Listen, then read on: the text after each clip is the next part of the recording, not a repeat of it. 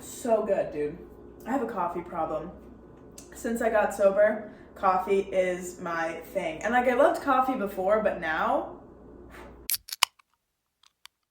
What's up, guys, and welcome to today's video. I cannot believe I'm doing a video like this. I never in a million years thought that we would be going down this path again, but here we are. I am putting myself through another bikini show. If you haven't been following my Instagram or my YouTube for a while, you probably don't know, but I used to do shows. I think I did like 4 in 2 years, and I actually got to the national stage. I did really well. I loved it so much up until that last show, and I'm just so freaking excited to do this again. First of all, why am I doing another show? Well, I have actually been doing CrossFit for the last year, and I love CrossFit. I built so many wonderful friendships and connections going to CrossFit Infernal, and it is just a wonderful gym and a wonderful community, and I'll literally never forget the experience that I've had over the last year because of that community. However, I did, I think like 2, maybe 3 months of competition prep for CrossFit, and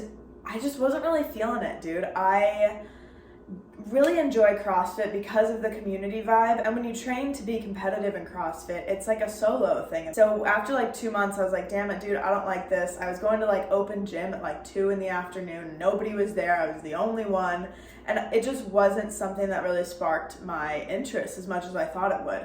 So after those 2 months, I just went right back to going to the gym on a regular basis, hitting my WODs with all my friends, and just being surrounded by that good energy. Now, as much as I love CrossFit, I want an end goal. I want to compete. I want to be an athlete in something and have big goals for myself. And because I didn't really want to compete in CrossFit, I wanted to compete in something. Overall, I'm craving like a lot more structure and a lot more routine and a lot more of a schedule day to day. I want the grind, I want the hustle, and I want that end date so bad. Over the last like 3 months, I started incorporating a little bit of bodybuilding back into my routine. So I was doing like 3 days CrossFit, 3 days bodybuilding, and dude, something just happened during one of my bodybuilding workouts where I was like, oh shit, dude. And a fire was lit up my ass. Like the ball just started rolling. I just like one thing after the other. I started looking up shows. I started watching like a lot of prep videos. I started researching a bunch on how things go. I bought a couple books. Dude, I just like dove in. I want to talk a little bit about why I stopped doing shows to begin with. And once again, if you've been following me for a while, you know why I stopped, but I'm just going to give a really brief recap. As I said, I really loved doing shows. The first 3 shows that I did were amazing. I had such a good time, and I loved the whole entire idea of it. I loved making the suit. I loved practicing posing. I loved getting on stage, having my minute of fucking fame and you know, winning trophies. In those first call out lineups, like everything about it was just so rewarding for me. I absolutely loved it. Not to mention like hustling for 3 months and then getting to that point to be able to do all those things and really strut your stuff on stage. That just like fed every athletic, competitive cell in my body, and I miss that a lot, to be honest with you. However, when I was doing shows before, I had a very unhealthy coach. I think I was with her for like 3 years, and I was still in school, so I was very immature in my knowledge when it came to even just overall nutrition and fitness, let alone like show prep. So I was really just following her blindly, and by the end of those 3 years with her, I noticed that I would ask her questions, and I'd be like, dude, why is this girl doing this for her show prep and I'm doing this? And she couldn't really give me like a straightforward answer, and proved to me that she was giving me this cookie cutter programming, and I just, with everything that I was learning in school, I just started getting a really bad taste in my mouth about it. So a couple things that I was doing with her was cardio right off the bat, like heavy cardio, like 45 minutes to start 6 days a week. To my knowledge, what I was learning in school was like slow and steady wins the race. That was kind of like a red flag to start.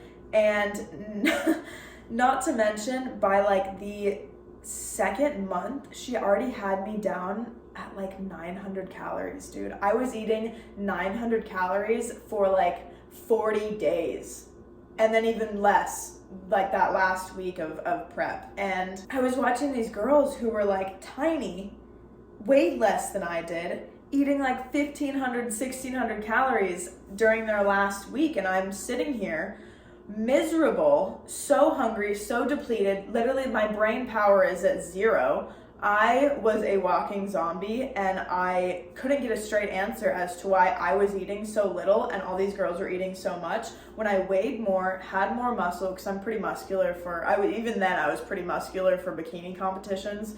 So not to say that, more muscle equals more food, but it does take more energy to feed your muscles rather than it does fat. So the fact that I had more muscle and weighed more, I just overall felt like I absolutely could be eating more, and she could never give me an answer as to why I couldn't. By the time I got to nationals, dude, I was burnt out. I was literally like, what the fuck am I doing all this for? I'm miserable. All I want to do is eat some food. All I want to do is enjoy myself and my life, and I felt like I couldn't do that. So instead of feeling like I wanted to get on stage and do my best, I just wanted the show to be over. And I don't think that you should always be doing a competition in hopes to place or in hopes to do well, but I do think that you should always be competing in hopes to do your fucking best and bring your ultimate package and your best attitude to stage. And I was literally going into fucking Las Vegas like, dude, I literally just want this to be over. And that was just like really heartbreaking to me. I didn't even go to finals. I literally walked off the prejudging stage and I was like, dude, I'm fucking going to eat a fat burger because I literally don't even want to be here. And like thinking back, that was a very immature mindset. I should have just gone to finals and finished it out, but I literally didn't even want to be there. So ultimately, I was not having a good time by the time I got to nationals. You should love what you're doing. You should not feel like it's a chore, like you have to do it. You should be doing something because you want to and because you want to finish it out and bring your best to the end. So when I told her that I didn't want to go to finals and when I didn't want to do this anymore, she got really mad at me and just kind of made me feel shitty. And so I was just like, you know what? Fuck this. Fuck you. Peace. And I stopped doing shows. I completely rebounded, gained 35 pounds, I think, in 3 months. I was super miserable. Life was just not as I wanted it to be. I didn't know how to reverse diet. I didn't know how to off season properly. Not that you really have an off season when you're a competitor, because you should always be building and taking steps to be better for the next show. But yeah, she never really went over any of that with me. So now I have all this wonderful knowledge. I have huge plans, and I'm so excited to get this journey started again. What's going to be different between this show and my last shows? First of all, I am my own coach. There's nobody I'm going to be hiring to help me through this process. I'm going to do everything, make all my adjustments, and hustle and grind through the entire thing all by myself. If I don't do everything that I need to do, if I'm not checking all my boxes off every day, if I am not doing my best, only person to blame is myself. And I just want to experience that. I just want to put myself through this and see how things go. See if I do have the knowledge that I think I have. And I'm really excited because it's almost a testament to my, not only education, but my grit. And I'm just really excited to see how far I can push myself. I'll be eating so many more calories and doing a better structured cardio regimen and just overall training regimen. Everything's gonna make a lot more sense to me and be periodic and have a plan, and just, I literally can't explain how fucking confused I was before. I'm just gonna have a reason for everything that I'm doing, and that's gonna feel really good because I did not get that before. Along with more knowledge, more food, a better plan, I just have more fire and a little bit more passion than I feel like I've ever had previously. I really want to do this to prove to myself what I'm capable of. And, as a coach and as an athlete, if things go really well or really bad, it's all on me. And I just want to take full responsibility, put myself through this whole process and kick some fucking ass. So, with that all being said, it is time to measure and weigh myself and see where we're going to start this year. Current weight, I've been bobbing between like 129 and 131, so that is right in the middle. Time to measure body fat. I took my body fat percentage last week and I was between 17 and 18. These body fat calipers aren't super accurate, but it will show me a change over time, and that's what we're looking for. So I'm gonna do it again right now for y'all.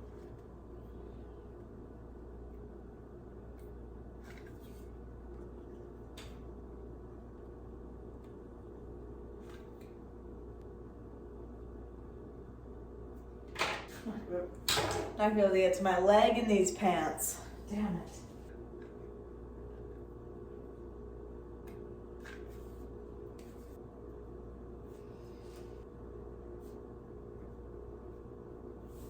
What I did was took my body fat for each section of my body, added it up, divided it by 3 to get the average, which is 16.9. So, as I said, these aren't super accurate, so I'm assuming my body fat's probably around like 18 to 20 on a regular basis, but this will show me change over time, as I said. It's just good to have more than one unit of measurement to gauge progress, always. Okay, so next I'm actually gonna be measuring my leg, hips, waist, and arms with a shoelace, and then measuring it with my handy dandy measuring tape, because I don't have an actual like real flimsy measuring tape, so I thought this would be a good idea.